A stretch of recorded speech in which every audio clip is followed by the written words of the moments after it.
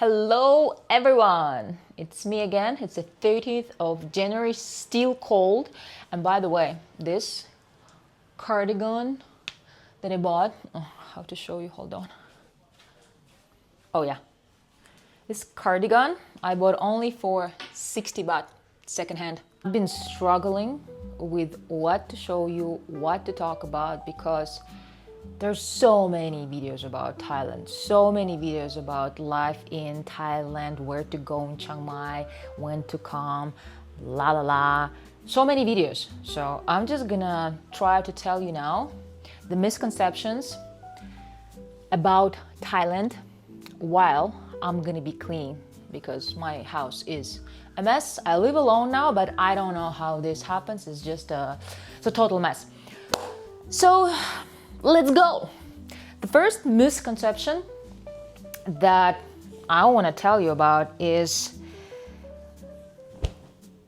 when people come here, especially for the first time, foreigners, they see all of these differences, with the Western culture, because it's Asia, because Thai people are always smiling. Well, that's what people think, that they're always smiling, they're so nice, they never fight, they never, like even honk in Chiang Mai only, because I have no idea how it's in the south. In Bangkok, they do honk, but not a lot. But still, that's not true, because Thai people are the same people as anyone else in the whole world. Just because they smile to you, it doesn't mean that you can offend them and think that, oh, they're not gonna do anything to you. Doesn't mean that you can talk rude to them. Or just because they're so nice, they smile all the time, doesn't mean that they don't have fights between each other. Thai people do have fights, and what I have learned in all of these 3 years, having Thai friends, talking to other Thai people, because when you live so long, especially when you have a condo that you bought, you start to grow like people around you. You go to the markets and people know you. And I'm also, by the way, starting to speak little by little in Thai. I try to do it as much as possible, especially when I go to the markets. And when I go to the markets, to the pharmacy, I talk to people and I ask them, is it true that Thai people are always smiling and that you don't have fights? And they say, no, that is not true, because Thai people, they do fight, because they have the same feelings, the feelings of anger, sadness, feeling of betrayal. I don't know, any other feeling that we have, they also have. And they do have fights. The only difference that I've learned is that they don't really go to courts, because courts are expensive, and as they say, it's only for rich people. Oh, just t-shirt.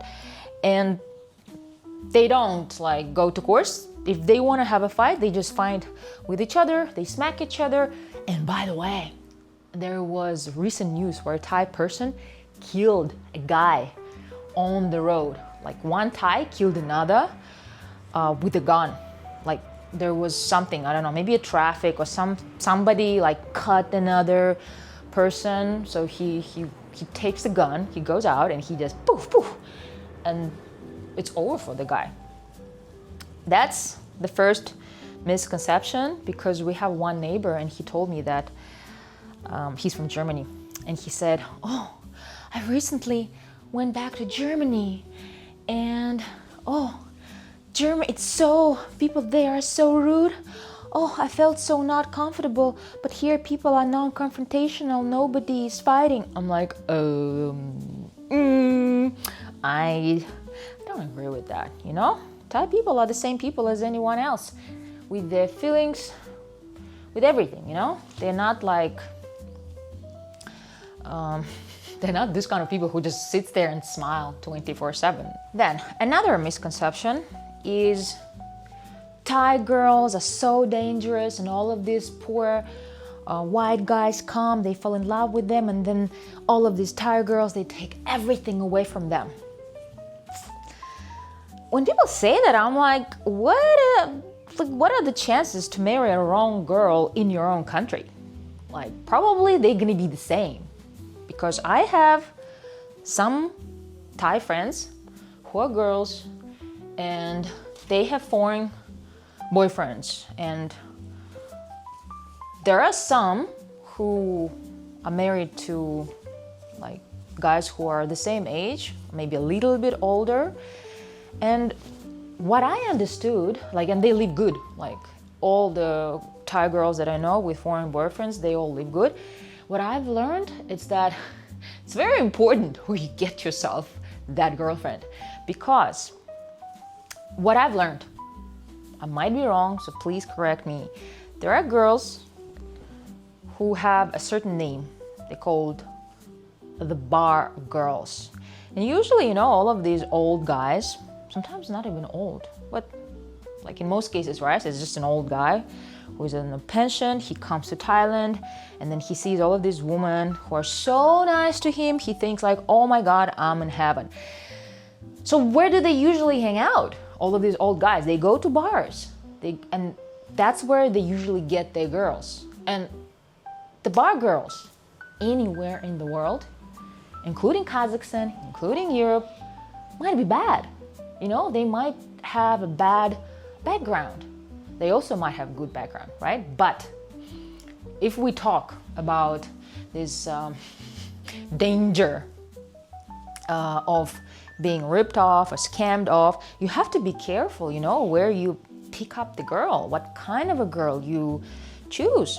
Because I know also few stories when a foreigner, it's actually one of my friends, so he came to Thailand, he married her, and he's young, he's not old, about like 35, 40 years. He married her, he bought, with her help, he bought few real estates. And of course, in Thailand, if you want to buy something like a house, you need a partner, and she was his partner. She signed the documents, like 51% goes to her, like on documents, and another 49 goes to the guy.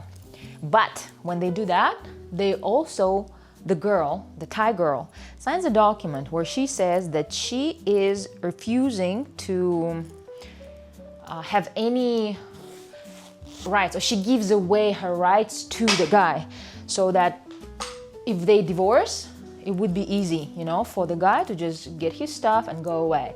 So what do you think happened? So she's been working for him for 5 years for free. She helped him to start his business. He's doing Airbnb. She does all of the accounting for him. She manages everything. She even cleans sometimes his Airbnb. And like recently, a few months ago, they were thinking to divorce because things were not going well with them. And she said, if I divorce him, I will go away with nothing. Nothing. And I said, like, what do you mean with nothing? She said, nothing, because all the money he's making with his Airbnb, he just takes it to himself. He's not giving her anything, like zero. And it was like, I was in shock, because, usually we're all used to hear all of these stories about how the Thai girls are so bad, about how they scam these poor foreigners, so it's also not true. This is like anywhere in the world. You go to Kazakhstan, and if a young girl will marry an old guy, like, why would she marry an old guy? Of course, obviously for his money, but it's also, right, if an old guy is good to the girl is also good, it's like a win-win situation. Maybe she comes from a poor family, she has no other way, to get herself up the social level. And I understand these kind of girls, I never judge them, as long as it's honest, it's fair to every party in their relationships, it's fine. But when you hear all of these things about the Thai girls, how bad they are, always keep in mind that it's not true. Like, there are good Thai girls and there are bad Thai girls. The same as there are good Western girls and the bad Western girls. You know, everything is the same. That's the craziest thing. Even me, when I just came to Thailand the first time, right? I thought, oh my God, it's like I'm in heaven. But the more I live, the more I understand. And we also live in Sri Lanka. So it's like Sri Lanka, Thailand. I'm from Kazakhstan. I lived there for 33 years. And I also lived in Turkey, and I've been to Turkey many, many, many times. I realized that all people are the same. It's just the way we handle the situations and the level, I think, of patience. That's what's different. And I think Thais have more patience than Westerners or than Kazakhs maybe. But you know what I've also learned? It's crazy. It might sound crazy, but Kazakhs are a lot like Thais in so many things. So another thing that just blew my mind, and I'm sorry to all the Thai people for watching this video now, because it was my fault. You know, I had a very, very small worldwide vision. In my mind, Thai people were the ones who usually go abroad and to do the black job, to work somewhere, because Thailand is so poor, and in order to support themselves, they have to go out, right? Or they have to go and like work in Bangkok, for example, as prostitutes and everything. And I was sure that all of these girls you see on Sukhumvit Road are Thais. And I was sure that in Thailand, all of these cleaning ladies, even the cleaning lady that we have here in the condo, then there is another guy, like a handyman, who comes to the condo to do like different jobs. I thought they were Thais when I saw them.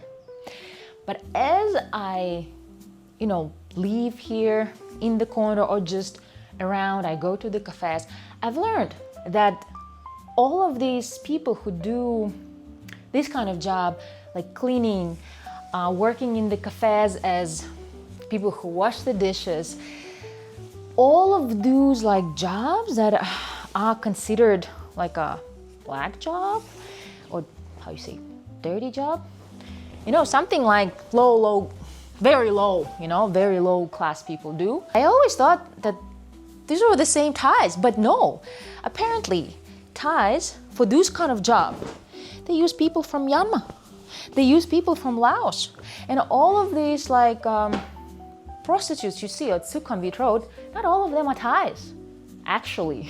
Can you imagine? It's just, I was like, oh, what? So a lot of these girls come from Laos. They come from Laos because in Laos, who told me? I think my Muay Thai coach told me, the salary there, like for a girl, will be maximum $100. And like, what can you buy for $100? Even if you live in the tropical country where you don't need warm clothes, well, it's not going to be enough for anything. It's going to be enough for what? Probably the rice will not even last that long if you have like a big family. So yeah, a lot of these girls from Laos, they come and they go and work as prostitutes in Bangkok on that Sukhumvit Road. And the cleaning ladies, also, most of them come from Myanmar. Can you imagine? This was just like shocking for me, like really shocking. Then another thing, oh, this is wrong. Another thing, it's so embarrassing. I thought that Muslim people live only in Kazakhstan, like Uzbekistan, Kyrgyzstan, all of those stans, in Dubai, Arab Emirates, Saudi Arabia, and that's it.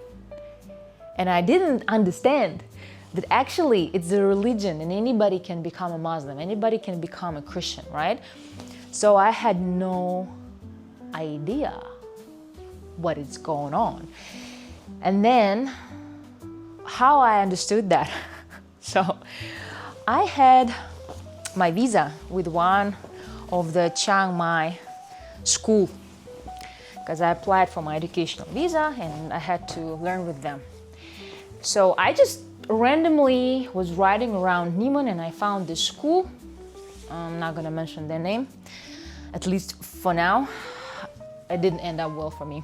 Anyway, I go in there and I say, oh, I wanna get the educational visa. Can you please help me? They, okay, we're gonna help you. And they did me the visa and everything. And then somehow, I don't know, in one of my classes, when I came there, I realized that there's Jesus everywhere, like on all of the walls, then like on their tables, there's Jesus. And I was like, what, there is Jesus? We're in Thailand, it's a Buddhist country. Why there is Jesus? And then I found out, I asked my teacher, I was like, why do you have a Jesus here? And he's like, you go into the class and like in the center, you see Jesus. It's like Lenin, you know? It's like you see Lenin. Back in the time when I was small, we used to have either Lenin or who else was there? I don't know, maybe Stalin back in the time, like very, very long time ago. She said, our school is Christian. I was like, what do you mean? What does that mean? So apparently, everyone in the school were Christians.